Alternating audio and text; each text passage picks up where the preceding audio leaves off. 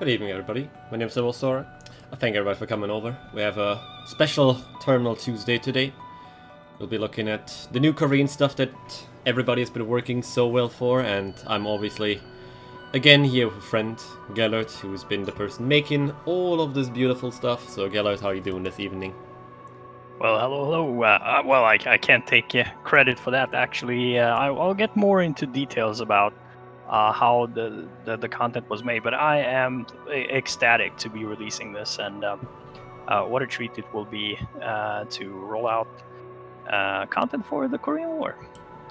It surely will be. We've already been working on it for a while. We wanted to release it like we announced it on Saturday.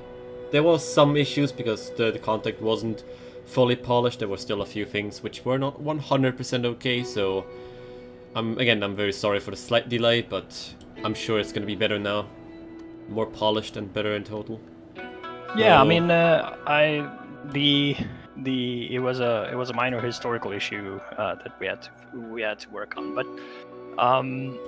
I think more importantly to state for everyone that the content created here is amazing, and it is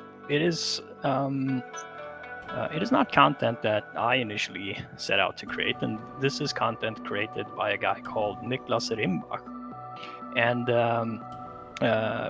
Niklas he's actually a high school sophomore, because every year we try to get students to take part in the game development process to support young adults bringing their passions for games to work. And so last year we brought on Niklas Rimbach, and he really took on this this task to create some fantastic design for the Korean War. And so we worked many days and nights on it.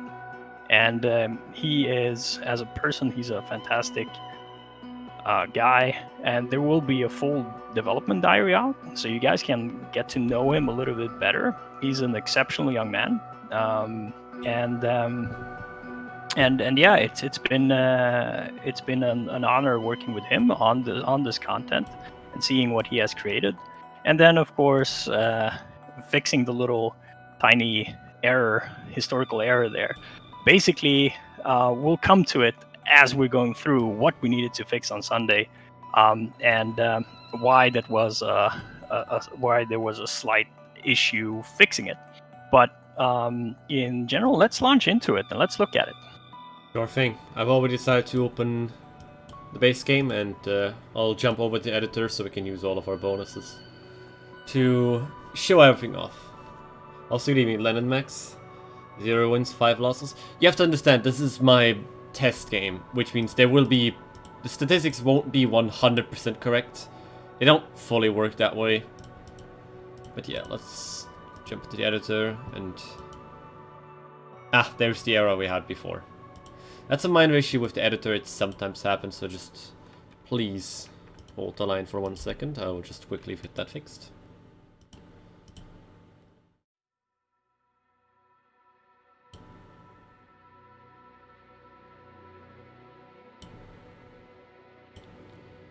In the meantime, whilst you're fixing that, let me just go through sort of what history we will be covering here, because we are covering the Korean War, and what Nicholas has created, he has researched Cho Man-sik, who, of course, is one of the Korean leaders that you begin with as the Soviet Union, and also researched all of and everything about Kim Il-sung. So that's what we will be presenting today, the leadership contest on the Soviet side between... Oh, look at that. You have a nation divided, actually, right there. Yep, we immediately got it. So, the new add-ons will bring 2 of the major focuses. Both focuses play around the same area. They're both around the Korean War. Let me just get back to 2 seconds. Yeah, it's the Jeju Uprising and Nation Divided, and they bring different policies with them as well, and they have different effects. So selecting a Nation Divided gives you 2 military and 2 victory points. which of course can be helpful. But in this case, of course, doing this in 1946 is not probably the best of strategies, because it will max out your military if you pick it right away. So a good strategy will be not to pick this as your first focus and try to pick it as your secondary focus. Try to balance out your military before selecting it. Yeah. In this case, though, since we can immediately purchase some nuclear arms, it is completely acceptable to do so. So here, this is the first chain. This is where you can start your branching, where the game will tell you that you have multiple options. You can either go, like you just mentioned, with our good friend Cho Man-sik, or you can go the more historical route and find a different person, which in this case will be Kim Il-sung. It's gonna be down to you. If you play for the first turn, then taking Kim Il-sung will basically be impossible, since it's at 2 elites. But since I have only room for one more, I can't pick Kim Il-sung. I would have to do something to lose 1 elite, then pick Kim Il-sung. But there's only so many options where I can lose 1 elite in the first turn. Yeah, and Cho Man-sik, he's the Korean Gandhi. So basically, when it comes to it, he will act like Gandhi. And this is sort of what we talked about, the historic element in it. And there was a minor tweak we did with the bonuses on the historical side for Cho Man-sik. That's what we discovered a tiny error with during the final testing. But now that has been fixed. So when you select, if you go back to the decision, yeah.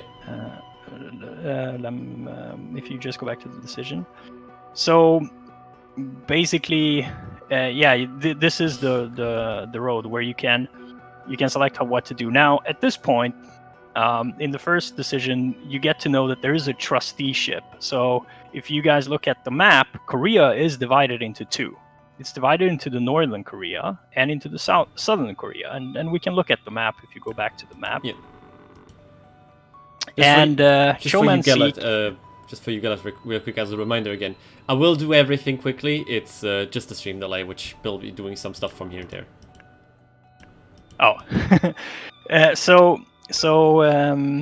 And as you see, Korea is divided into two. Hey. It's Jiggled. And as you also see, the Americans hold the southern part, and we, the Soviets, hold the northern part. So, and Cho Man-sik is in the north. Although he's like the Gandhi of Korea, he is in North Korea, not in South Korea. So, you want to continue with the strategy here on how to get rid of some elites. Yes. So, the easiest way actually to get rid of some elites early on would be to use the infiltration option in a province which has only one enemy influence, because then you have about a 45% chance for it to fire. I would say I'm definitely this time gonna make it a forced way, so I'll quickly use the debugger and decrease my elites by 2.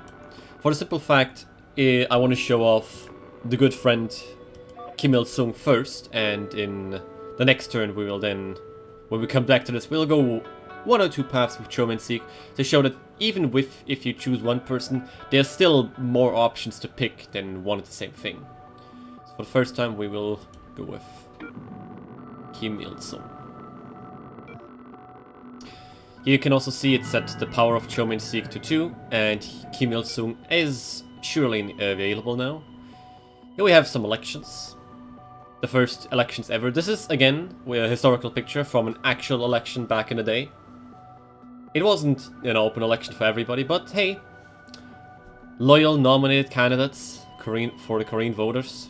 And here we have the option to either go with an all-Korean election, which would give more low amount of power to Kim Il-sung. It costs elites because we have to influence South and everything. Or we could pay some people and some government to gain even more power.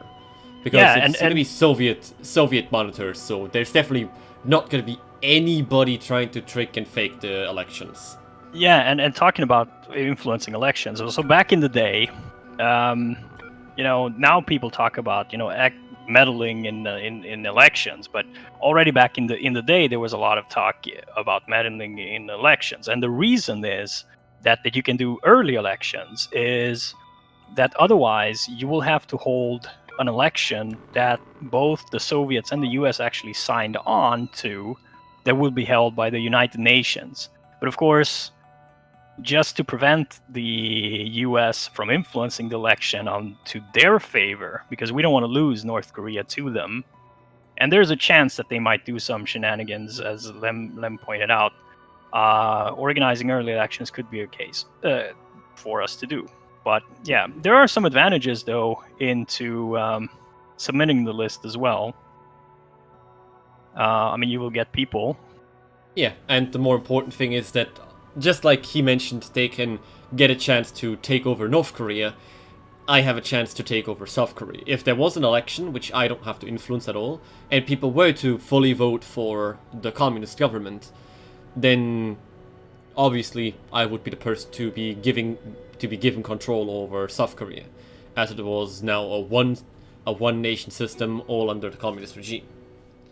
In the current situation, I don't think we want to go too ham, so let's just get some early elections going in North Korea, or would you prefer all of Korea?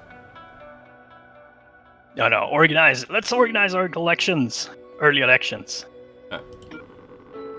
Yeah, some early elections going, everything's going to be fine. And just to make sure that all the elections are going to be just, very correct. Actually, no, let me set that up differently. I want to quickly turn this boy over. That will make deployment cheaper. Here it is, the marriage between the South and the North. The single organization. People have been discussing whether or not we should turn all of Korea into one big state. I can go ahead and do that by improving the Communist Party and everything. It costs me 1 elite, but I would gain 1 influence in North Korea. Which isn't that bad, because I currently have 2. And there's a decision to take as soon as I have 5 in the north. So I can gain 1 and use my tank for another one. You mean the policy, right? Yeah, the policy. Let's look at that policy and what. Sure, let's have a look at the policy. So there's multiple policies. Right now you only see one of them. There's another one on top of that, which is we right now only see the Korean fatherland. But there's also a policy in which if you do have 5 influence in North Korea, it sets the South Korean influence to 1 in your favor. Right now it's 3 in the American favor, so it would completely be ripped out of the American sphere and put into your hands. Yeah, I think the other one is only available if you have Cho Man-sik, perhaps. Yeah, that's under Cho Man-sik. Yeah. But in this case, it's like we explained, different scenarios with different outcomes and different available decisions. Maybe we can look at a little bit on Kim Il-sung as well, and what he can do at this point, what abilities he has. I was considering doing it. So before I want to do it, I do want to actually move another tank into North Korea just to show some things off. But I do quickly just want to approve of the marriage between the North and the South, because we don't need to weaken the parties. It's one really strong party, so we don't have to worry about it too much. Now you got a new policy as well.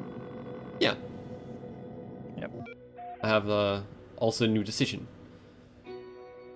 Namely under the banner of Songun. So now they're asking us that North Korea is in a strong situation. They would like us to help them a bit more. Maybe some heavy weapons, maybe some cash, or some other stuff. In this case, they're trying to have an invasion going into South Korea. And they want to ask, can we maybe send, some heavy weapons over? Which would lose 2 military, but we would gain 2 power on Kim Il-sung. We can also provide some arms around, which are flying around. Just, some Mosin, some PPSH, stuff that we don't need anymore. And that would give him a little bit of power and we lose 1 military. Or we can tell him not to invade if we need to play for time. because we would gain 1 turn, but he loses 1 power. So definitely, I think the only reasonable option here is to actually support him. And now let's go ahead and put him into the field, which is why I decided to put some 2 extra tanks there, so we have some really high power on Kim Il-sung. Remember, you can put up to 5, so you could boost him all the way to 26 in terms of predicted power. And you could also add a bit more if you added the bonuses we missed on in the prior decision, as well as the decision right now. So you could... I don't think I'm wrong with that. You could have pushed him close to 30. Yeah, and this is something we will be looking at. I mean, Kim Il-sung was a really powerful and influential figure. Although North Korea is a small country, he has quite a bit of clout. And just as today, Kim Jong-un has the ability to have an influence in the region, because it's a really strategic region to be in. We wanted to set those effects to him, and of course you can boost him, make him powerful. It is something we will be looking at, so he doesn't become too powerful. But at this stage, if we look at his abilities, let's see what he's all about. So, unlike other leaders, he doesn't have all the bonuses about being able to spend influence and influence other territories and spend influence to support others. We had the option if we went before with the heavy weaponry, we would be able to give him the ability of support so that he can reorganize and reset the supply status of units in the area. But he has another ability on top of the normal consolidate. He also has, well, Juche. You would lose 2 power on Kim Il-sung, but you gain 1 military and you gain 1 people support. It is a really strong ability, but it also ends the turn. So unlike some intelligent stuff that you can do, it still ends the turn. Yeah, but of course it is powerful, especially at the start, because it is a means for you to produce people and military. Especially to get an early advantage. And of course, North Koreans are terrific at producing their own stuff, and that's what the Juche ability is about: self-reliance and working on being self-reliant means you can then trade with the Soviet Union, or they can trade with the Soviet Union rather. Yep. So here now we have a push for unification. Like we said before, since the Americans haven't been meddling too weak and have been meddling too little, their grip on South Korea is weakening. We're now having a push for unification. That people are all asking, why don't we just get one big China, one big Korea, I'm sorry. And since we have a strong northern position with a very strong leader, and the control of the area is strong, we now have the option that either we have to organize the situation, or we can just give them some brotherly support, in which case we give them some money and the people are happy. In this case, I think it's better, since we don't have any cash available, to organize everything first and get our, our elites in position. Yeah, the issue, of course, with Kim Il-sung is that he has sort of a goal of his own.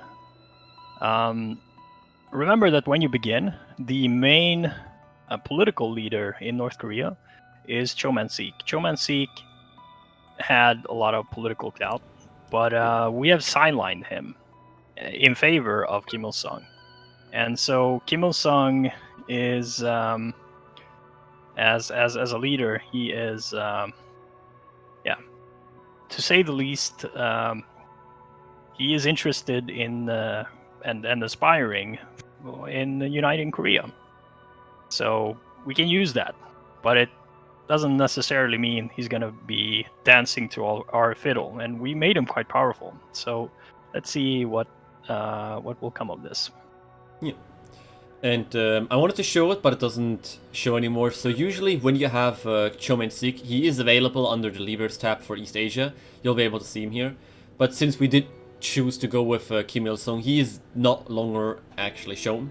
Usually they still are around, you can still see them, you can still look what they're up to, you can always recruit them. But in this case, like I said, he isn't there, so it is impossible to select them. Just to show off. If you look in the message log, I think we set his power to 0 when we sidelined him. Yes, at the beginning when we go with the. Yeah, and that's why he's not available anymore. There it is. Yeah. Uses our resource Korean condition. Sets the power of Cho Man-sik to 0. Yeah. So he has lost all his power. Yeah. In historical terms, Cho Man-sik was arrested by the Soviets, and he was executed, unfortunately, in a prison somewhere.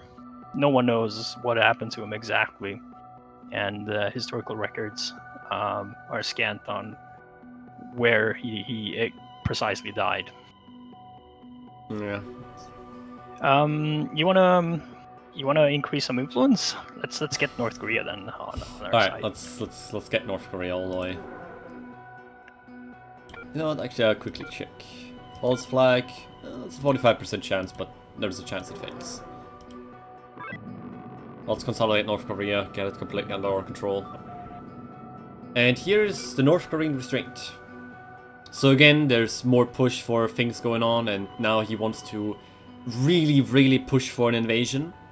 We now have 3 options. First of all, we can completely destroy his entire political power, but it would gain us influence in Western Europe. 5% influence in Western Europe is nothing to scoff about, but based on the fact that Kim Il-sung also isn't a leader that you should just ignore, it can be destructive if you remove all of his power.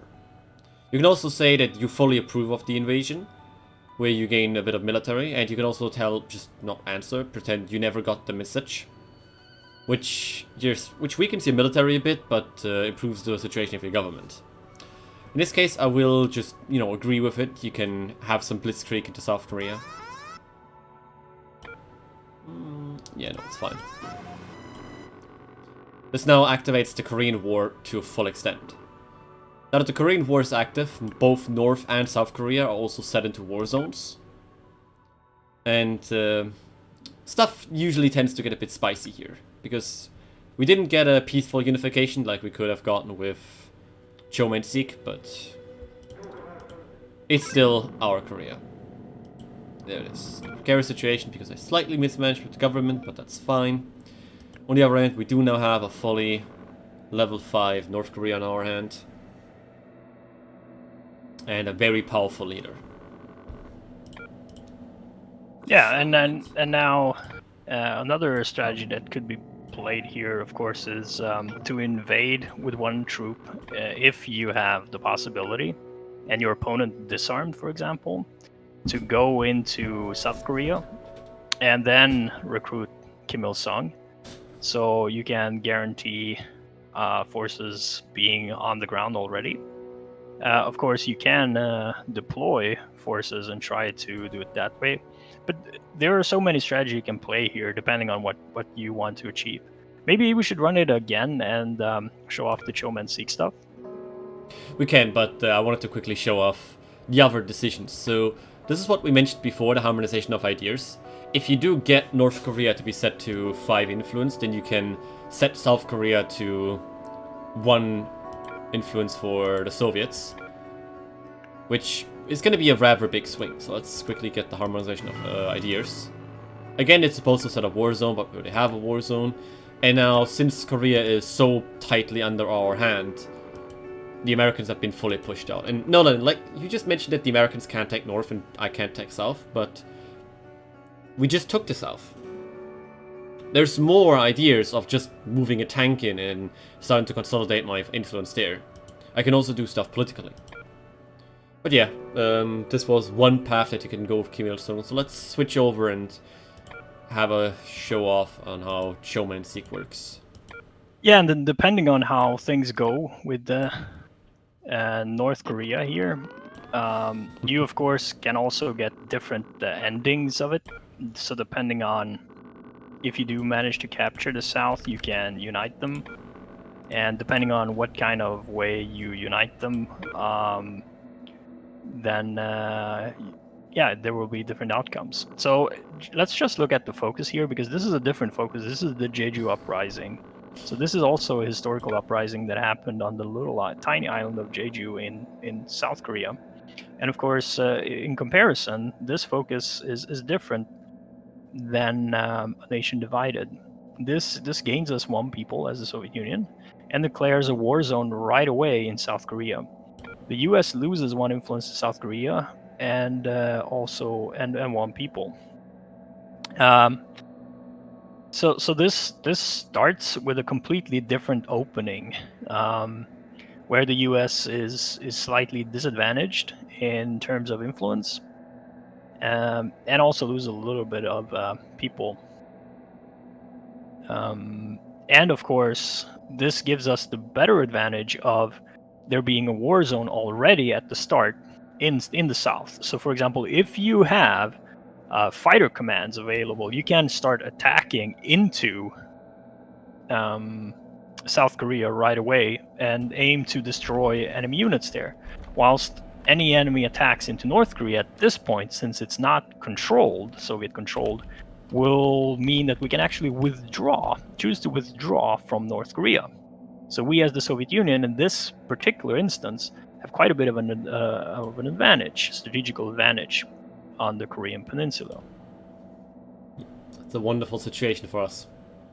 I also very much prefer the Jeju Uprising, since the Nation Divided is a 6-turn focus, whilst the Jeju Uprising is a 9-turn focus, and you still get similar decisions and similar things that you can do. So it is possible to stretch this to 10 and 11 turns, which is really a lot. 11 turns for one focus is really a lot. If you then compare it with other things like North American focus or Patet Lao, which are only 4 turns, that's a lot of time that you can use to set up stuff. Yeah, and this also offsets some of the advantages that the U.S. would have in air power in East Asia, because let's remember, the U.S. still has a lot of air power available to them. Oh yeah, there's at the start of the game there is fighters set up in Japan, and there's a carrier in Guam, which makes this a little bit more difficult. I will go for. I think in the debug mode you can actually see them. Can you not? No, but I can go ahead and activate Intel to 100% and do. Yeah. You know, it's 100%. I'm gonna quickly do the strong move. I'm gonna arm and see if he disarms. No, it's an arms race. Yeah. Oh, so no, what he pulled out. He pulled out. We just want to point out that we're running this in the debug mode. The debug mode gives you several advantages, and you can launch the debug mode yourself by just adding running into the editor, which you can do at the profile login in your terminal. You just select the editor, and then you can make a copy of the game, and you can just create your own mods. And I'll show it off before we jump over into a proper game. Yep. So, I wanted to show off what they are doing, but they decided to pull out. So I'm going to quickly turn off 100% intelligence again. So now that they pulled out, I again have the same options as before. I can either elevate the ideas of Cho Man-sik, or I can find a different candidate and go with Kim Il-sung again. Since we already saw what Kim Il-sung is able to do, I'm going to go ahead and show off Cho Man-sik. Which in this case, we'll lose 2 elites, we'll lose 1 military, but we gain 1 people support. What is different between... Cho Man-sik is a completely different set of individual compared to Kim Il-sung, for sure. And as I mentioned before, he's like the Gandhi of Korea, less well known though in Western media and in Western history, but just as well known in the East. And he was really respected both by the communists, the Soviets, and the Americans at this time. He even, has to be mentioned, was active during the Japanese invasion of Korea. And even the Japanese dared not to turn against him. So he was a very interesting character in terms of using non-violent methods to get things done in the country. Yeah. So, like I just wanted to mention is there's a difference between how Kim Il-sung works and how our friend here works, because you don't have the ability to just recruit him. But if you go to the allied recruitment menu, you'll still find Cho Man-sik right here. He is still there with his 4 character power. He works a little bit different. There's some characters which aren't recruitable because they're considered to be either non-active leaders or they're considered to be leaders which are in the backline. So you can get, for instance, Molotov, who is in Eastern Europe. He's not available right now, but he can also show up. And if you're playing as America, you also have, you probably might have noticed when you were playing yourself, a variety of random leaders just sitting around in the recruitment window, which you don't know why they're there. It's because they still have power, they still exist. It's just the difference that they don't have any active abilities or that they don't get actively recruited. Yeah, absolutely. And of course, if their power goes down to 0, then they're going to disappear. And that also means that you're not going to be getting the decisions or the other historical elements, the policies and stuff that they actually provide. Yeah. So it's worth keeping them alive. Yep. So for instance, if you want to do something with Molotov later in the game, in let's say the timeline of 1951, but you've already killed him in 1945 by removing all of his influence and setting him to 0, then you can't use these decisions anymore. So sometimes you want to keep them around, sometimes you want to get rid of them. It's just based on what you are planning to do in the future. But let's quickly go ahead and... Yeah, and all of them have preferences on where they want to take you, so sometimes you will see that they provide quite a bit of one type of interest which you might not want. Then you might want to kill them off quickly, so you don't get into imbalances in your domestic policy, because you want to still be balancing your interests. You don't want to be running out and mismanaging. So there he is. Yeah, there's our friend again, Mr. Cho Man-sik. So this case now, he's asking again for proper funding. Unlike Kim Il-sung, he wants to specifically protest, convince elites, and build supports in normal ways. But he's, again, how it says, money's becoming harder and harder, and he needs to respectfully ask for aid from Moscow to keep the efforts going. He's not like Kim Il-sung, who's just telling, like, give me some guns, I will invade the south. He's basically sending a really nice letter to Moscow. Would you guys be willing to just give me a hand here? You have the option to either send him guns, which is really expensive to do because he doesn't really need guns. He's, like it's mentioned, protests are not something that you need violence for in his case. So you could, if you don't have the money, to send him some military over, or you could just send him finance. I don't really start with a lot of finance, but I can mismanage, so I'll send him some money. This connection? Ah, it's don't worry, SJ. He'll come back. And here it is. Cho Man-sik Gambit. He's going for a harmonious, moral, independent New Korea with the peaceful occupation of a US embassy. Actually, what happens now is the US gets a decision where their embassy... so what happens here is that he holds a speech and is joined by the local People's Committee in occupying the US embassy. So Koreans go in Seoul, so this is in South Korea. He goes to South Korea, to Seoul, holds a speech there, and people then start marching on the US embassy and occupy it. So you, as the US player, you get a decision where you need to pick what are you going to do about the fact that these non-violent people have now occupied the embassy. And what happens here is that the ambassador barricades himself together with the US staff into the basement of the embassy. And so you get that decision and you have to pick which route you want to go. Of course, what you can do is you can start shooting at people who are just basically protesting non-violently, or you can choose to back down, negotiate, and leave the South. Because Cho Man-sik, he's awesome.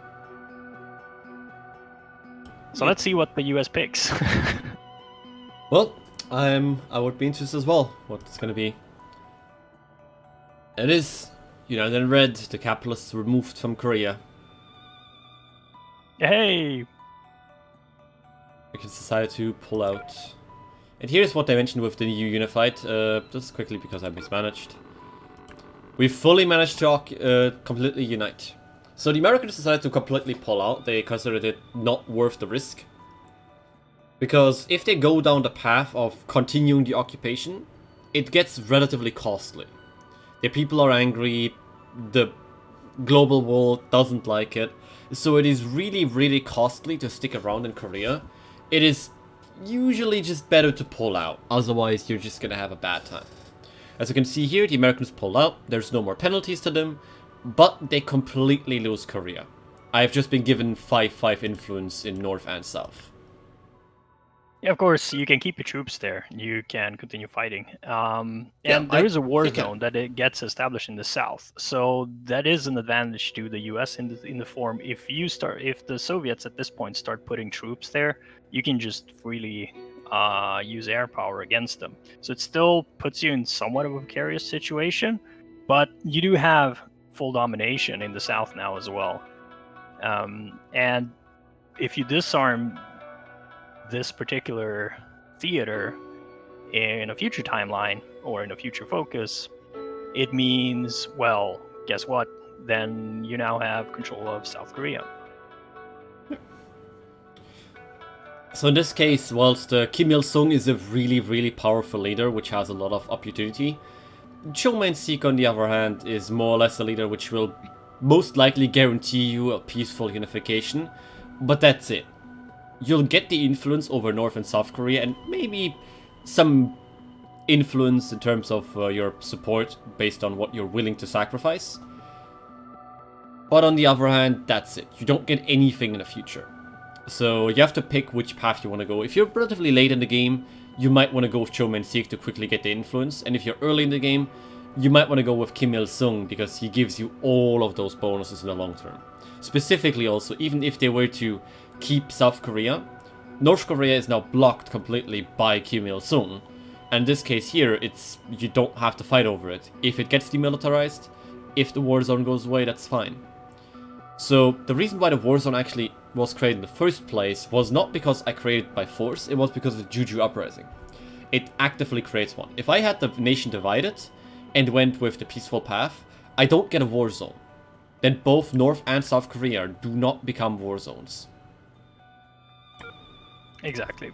So when you look at it on the long-term plays, because the Korean War elements are available early play, that is timeline 1, 2, or 3.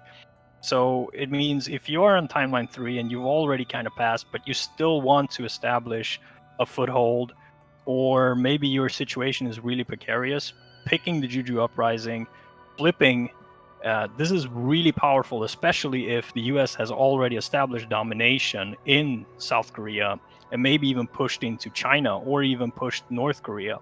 Then establishing this and getting that foothold back and sending in Cho Man-sik could be a way for you to rebalance things in East Asia. So that could be, but it is, as Lem mentioned, as strategically, it is a short-term play rather, because Kim Il-sung will last you longer. I mean, he pretty much established a dynasty lasting the entire Cold War. Yeah. And just like I showed, it's not difficult to get a bunch of power into him. I had enough power to last the entire game if I wasn't to use him. And assassination is basically impossible. Yeah, for sure. And that also means that in a long-term play, he's your man, right? If you're playing the Soviets. If you're playing the US, then what you want to do is you still want to look at when do you pull out of Korea if you're gonna do it. If you're not, then go full out. How do you what forces do you commit? And then count on the fact that your opponent has a way of influencing whatever happens there. So you cannot just sit back and relax with air power. Yeah, you have access to air power, but this means the Soviets now historically had the availability of using leaders in Korea strategically, and now you have the same. So that means we'll get a lot more strategic gameplay in East Asia in particular. So I kind of just want to show one or two more things off because we're not fully done here. I was considering why shouldn't we just go ahead and have a round of letting the AI decide which path to pick by going with the Americans, so we can show off the other side as well. Absolutely, let's do that. Let's go ahead and quickly jump over into a game. So here's I'm going to quickly tell you people how to actually get here. So if you want to play with the debugger, if you want to play with all the fun stuff, for a while the debugger was only available for the developers, but if you want to get there, it's relatively simple. If you're on the main screen before you select your profile, you have the editor down here. If you're in the editor, you just want to click on terminal conflict and then say copy from. That makes an exact copy of the entire game folder into a new mod. It doesn't change anything, but it becomes editable. From there, that's this 1 second, it's just gonna take a moment. But from there, you are then able to edit it as much as you want. There's basically no limitations.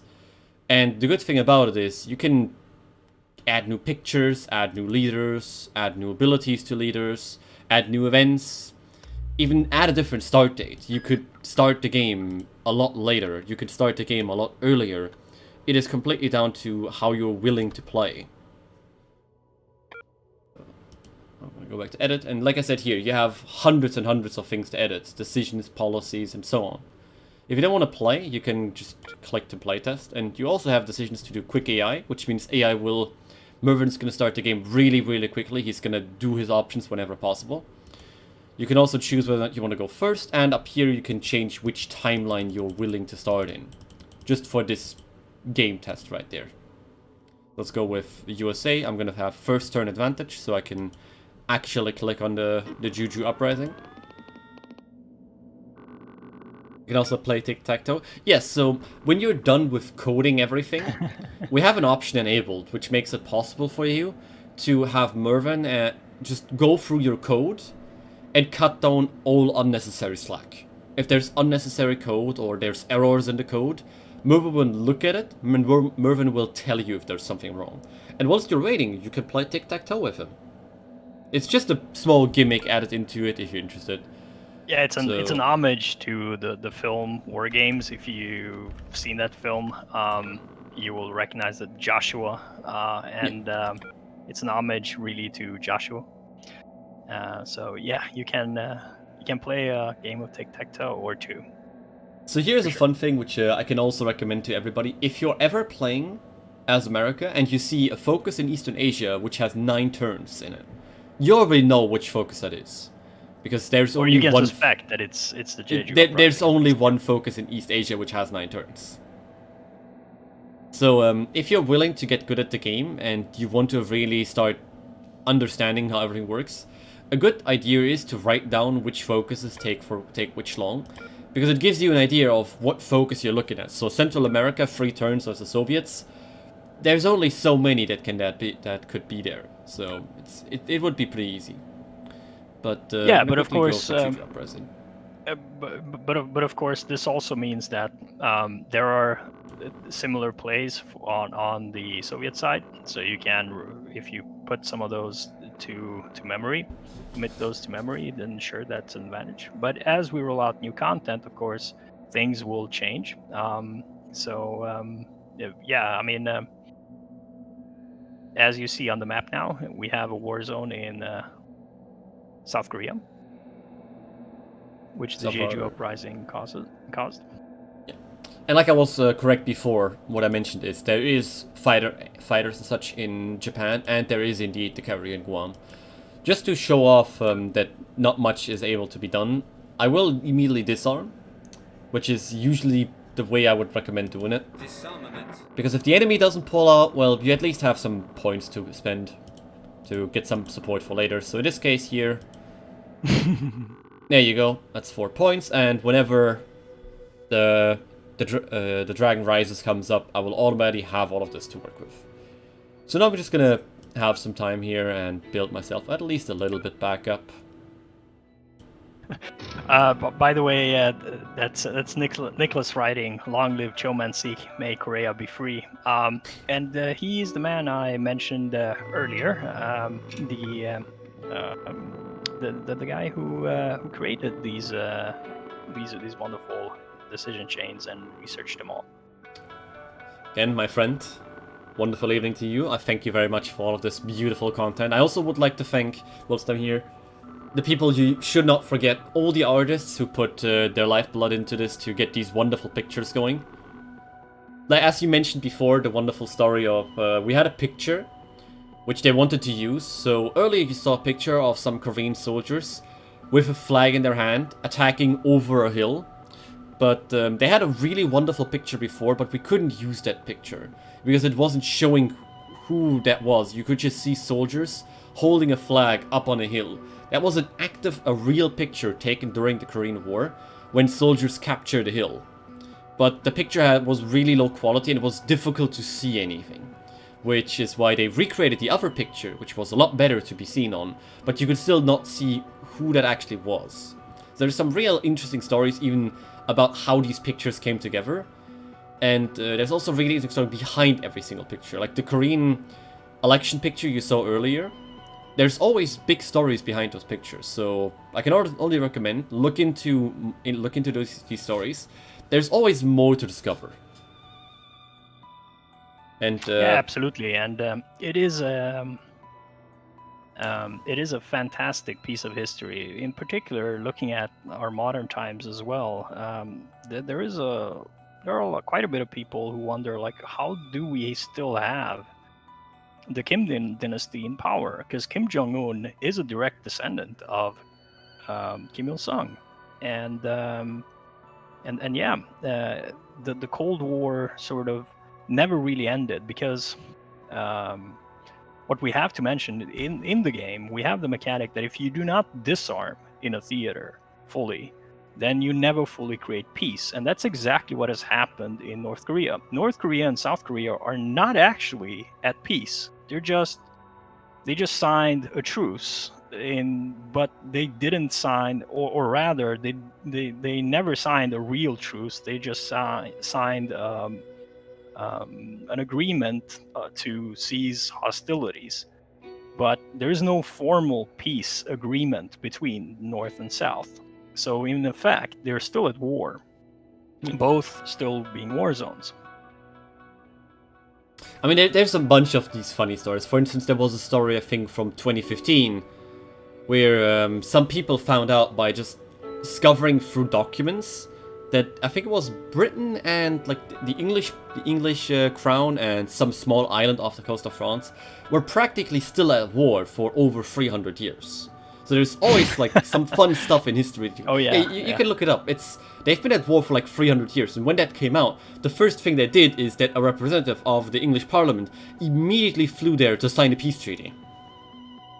So there's always just some fun stuff about history, which just spices the whole situation up a bit. It will tell you, like, you know, there's a lot more to this than just war and such. Yeah, for sure. There's more than just what happened in the war. It's like how all of that happened and all the things that came afterwards. But now we're actually on the American side here, so so people can just see that stuff is going different. They did decide to actually go with Cho Man-sik. They didn't decide to go for Kim Il-sung. So now they're most likely definitely going to take over Korea. I will agree to, you know, do their stuff. I don't want to lose too military. Losing too much military as America is bad, so I will go ahead and agree to this.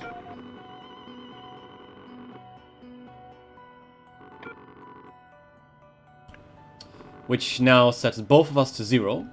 They are able to still use their influence around, but I'm just gonna quickly, you know, have a friendly excursion to Taiwan with the United States Marine Corps. Yeah, united and free in this sense means that basically you agree to renegotiate the trusteeship, and you hand over the country to Cho Man-sik. And Cho Man-sik, as we saw in the beginning, he is, although he is a leader that works with the Soviets, that has contact with the Soviets, he's not really a communist, unlike Kim Il-sung. So what actually ends up happening here is, well, he takes Korea into and organizes it into a neutral country. Yeah, sure, there's still war because of the Jeju Uprising in the south, but essentially this has now guaranteed neutrality for Korea, which gives a buffer zone that Lem has created here for China. So that's why Korea is such a strategic place, because it influences your China politics. Disarmament. Yeah, so let me just quickly go over so I can... Yeah, let me just quickly go back to Korea. Yeah, Nicholas is writing, Cho Man-sik is the leader. Korea. I mean, I always say, I'm not... I didn't look too much into Korean history, but I would definitely say I would prefer a leader which wants peaceful unification over military unification. But in this sense, like I explained before, it's different how you can do stuff. So in this situation, I fully agreed to just pull out of Korea, because I knew there was only two options for this to end. Either is that I decline pulling out of Korea, in which case I would go down the spiral where the Soviets will eventually get either 5-5 influence, or I would keep my influence in South Korea, but I would piss off everybody in the world by staying there and, you know, doing with stuff. With the added advantage, though, that you would still keep your air power. Yeah, I could keep the air power there, but since I decided to pull out from the get-go, because it was obvious to me that I'm going to lose. But what I did on the sideline, which people immediately realized, I used all of my free time to just take over the rest of China. So, like I said before, the Jeju Uprising, it is a long focus, a really long focus. And you can really strategically use it to completely take over one theater. Because you have 9 turns, and something in Asia usually doesn't happen too often, and even if something happens in Asia,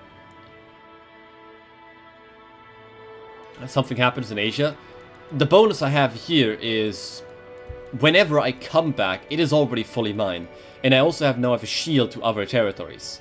So whilst the Jeju Uprising so may you mean, sound Lem, bad, that you're basically using it as a leverage in the Chinese Civil War? Yeah, because specifically when you do the Jeju Uprising, the Soviet player might not know what you're up to, and it sounds reasonable that I'm gonna pull out. That sounds really reasonable. But he doesn't know if I'm just gonna go and redeploy stuff in, like, northeastern Japan, maybe put something in Guam, maybe put something in Okinawa. The thing in Taiwan, that sounded completely obvious, but he didn't know that I then decided afterwards to move my tank from mainland Taiwan into mainland China, and then start taking over mainland China. So now, not only have I just created a shield for when the Chinese Civil War starts, it also makes it easier for me to do anything in Southern Asia. So if you know for yourself, you're not going to be able to keep Korea, and you don't want to keep Korea, because they decide to go with Kim... I was about to say Kim Il-sung. No, if they decide to go with... What do you think of Mao? No. For China, or... No, the other Korean leader. Sorry, I forgot it. Cho Man-sik, you mean? Yeah, if they decide to go for Cho Man-sik, because it's a short-term play, they might equalize the situation in Korea. But what I can do in the meantime is I can use all of those turns to just do something else in this region. I'm gonna lose Korea anyway. If they go for Cho Man-sik, I'll lose Korea anyway. So there's no reason to continue with it. Yeah, it really depends on if you do this before, or if you get this before or after the Chinese Civil War, because the effect will be completely different.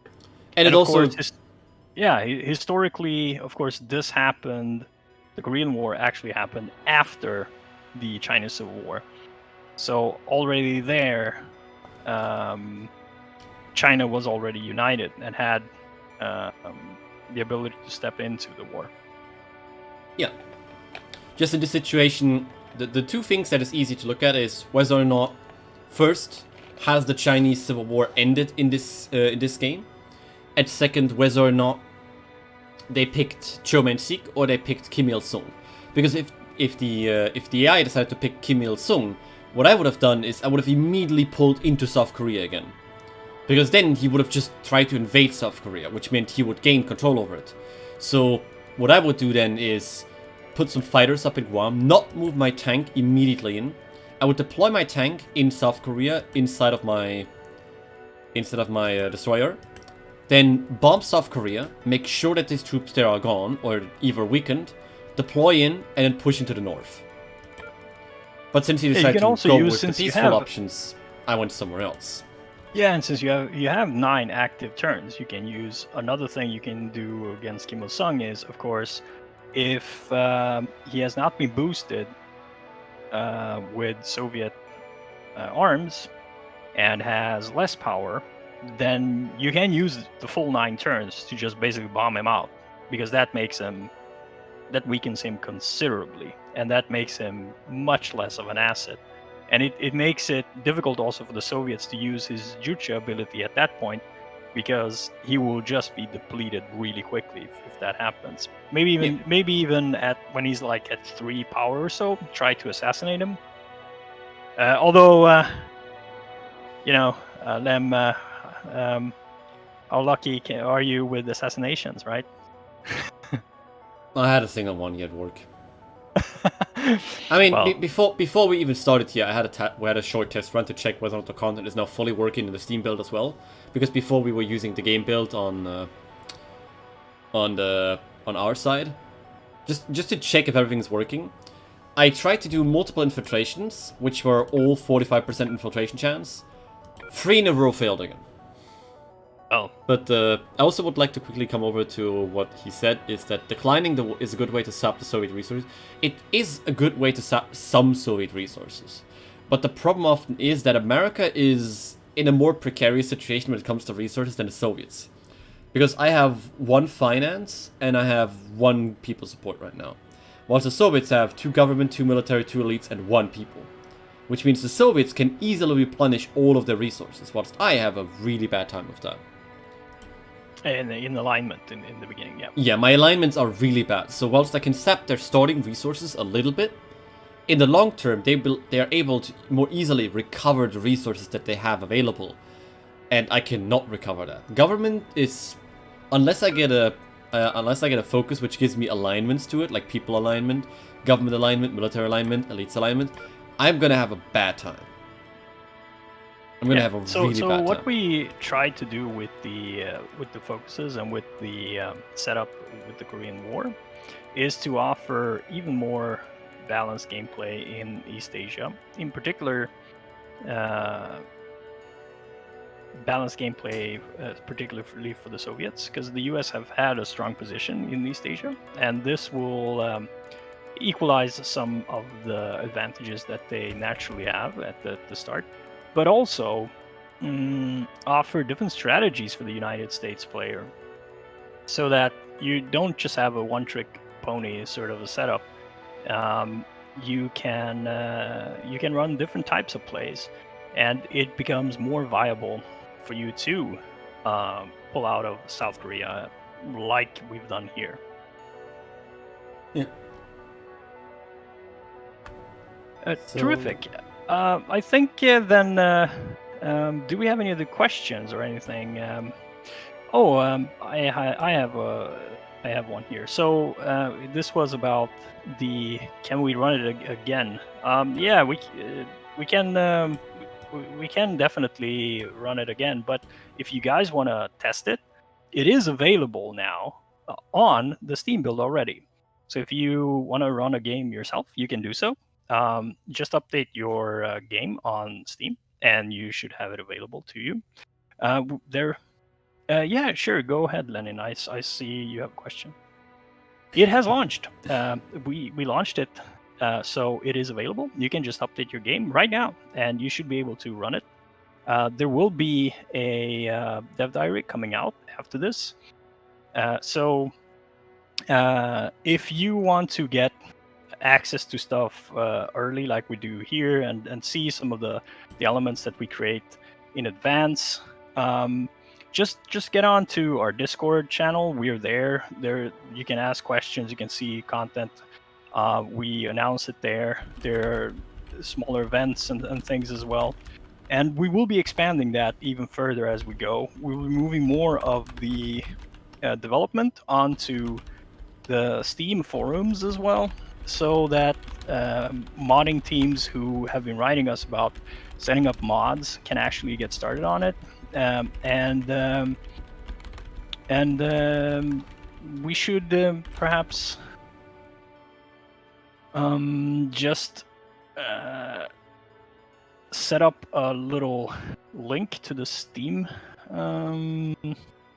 Let me do that right away. And Sure, you can go ahead and do that. In the meantime, I would quickly go ahead and try run another situation. Maybe I can get Mervin to quickly pick Kim Il-sung and we can see the other side as well of the coin. Or if I can't get my hands on that, I'll quickly try another run and see whether or not I will just stay in Korea to show that that really is also a thing that we can do. Also, when's lunch, Lennon? Tomorrow, probably around, lunch.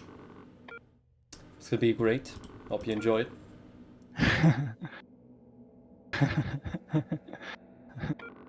Nah, it's a joke from my stream and everything. But yeah, this time I'm gonna fully arm and see where we go from here. So this time Nerve decided to pull out. So I would be interested to see what he is planning to do. So let's quickly go ahead and what did he do? He did 3 influence in Guam. Which doesn't matter, because I have a tank there and I instantly turn around. I set up the link to Discord where you guys can reach us, so you can join the Discord channel there. But as said, we will be rolling out more on the Steam forums, and to get to the Steam forums, you can go to this particular link, and we will be putting more of the content there. Oh, you're gonna go for the extra turn? Yeah. This time they asked again if they would just like have a united Korea under the rule of neither the communists, just like everybody's gonna be with Cho Man-sik. But this time I'm gonna decline the offer and go with the slightly more aggressive path of just taking control over South Korea. And now our friend there is gonna get over Algeria. Get his stuff going elsewhere. What I'm going to do now is I'm going to take control over South Korea and then I'm just going to drive into North Korea to see. Yeah, it seems like they like Cho Man-sik, but it's it's an AI tweak. It's minor things that we would probably have to look at to change. But to be fair, it is always the same situation, so the likelihood of Mervin to pick the same thing every single time is relatively high. Because after all, we're doing the same exact thing as we did before. Oh, you got attacked. Yep. But I'm rolling and planning on that, because yep, he's gonna attack me. It's not a war zone, so I can now take my tank, move back.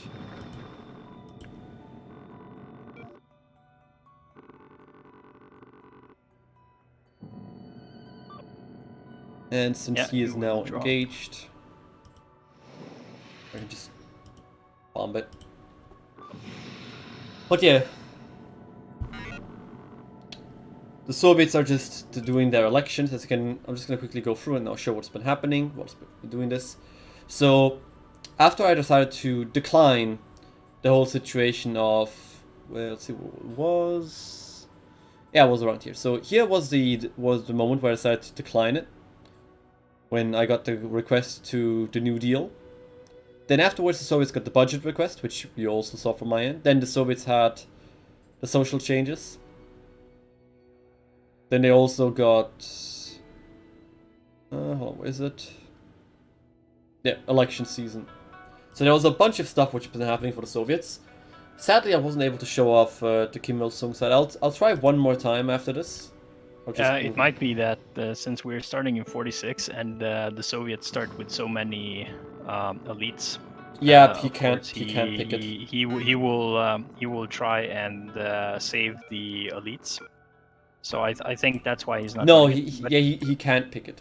So what I'm gonna do here is I'm gonna quickly go back in, but this time I'm gonna change his elites so that it's possible. you finished it before the. I think otherwise this was heading for the embassy siege. Yeah, this would have probably added for it, but I'll quickly go ahead and do something, which is, so if you are in the debugger, you can actually influence the AI as well. So if I quickly open the debugger, you can then go ahead and show opponent data, which means now I can see what the opponent's elites are. So I can also influence this, because this will decrease the USSR elites a little bit. I'll decrease everything by 1, which now makes the AI actually available. Actually But capable you create an of... artificial need for elites for the AI. No, yeah, an artificial need for the AI to have more elites. But the thing is, before he wasn't even able to select it. But now he is able to select it. So I will now, again, do the Jeju Uprising. Or rather, he would have to have had a successful...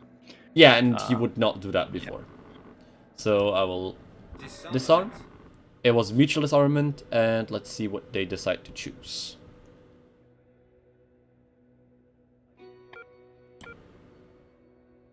Yep, so even though the Jeju Uprising got you an arms race, since you both decided to disarm, in actuality, you will get disarmament. So this is a complete new set of circumstances compared to all the other sets of circumstances. So you guys see what we were saying before, that the number of variations you can get and the number of strategies you can play is basically infinite, because you have so many different setups. So depending on the situation, one play will be better than another, and it's for you to gauge which play would be the best in the particular situation you're in. And so right now on which timeline it is. I'm not able to see what the Soviets chose, as I'm unaware. Yeah, but the thing is, like, what I mean, I don't know what they chose, so I have to play for time and see if there's anything comes. So here's the banner of Songun. If you get the banner of Songun, that's just basically telling you that only happens under Kim Il-sung. Because this is what I mentioned before. Yeah, they went with Kim Il-sung. Yep. That when the invasion of South Korea happens, where you have the option to send heavy arms in, you have the option to only send small arms, or you can tell them like it's a bad idea and you lose a bunch of power in Kim Il-sung, but the rest of the world loves you for it.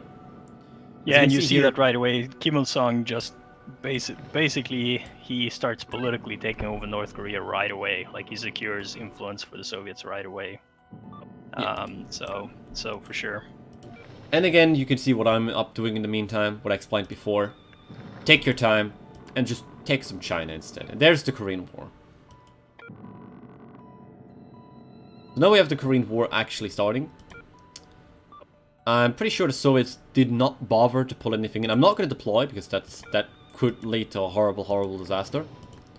Here you could deploy bomber. That could be an advantage. Yeah, but I don't have intelligence. Right now I don't know if they even have anything there, so would be a risky maneuver. Yeah, and also the advantage here with for the US is that the Korean War, once the Korean War actually starts, as it does here, it declares a war zone both in north and in the south. So, like we said, Kim Il-sung is he's a two-edged sword. Although he provides a lot, he also gives you some disadvantages. Obviously, a war zone there is an issue for the Soviets as well.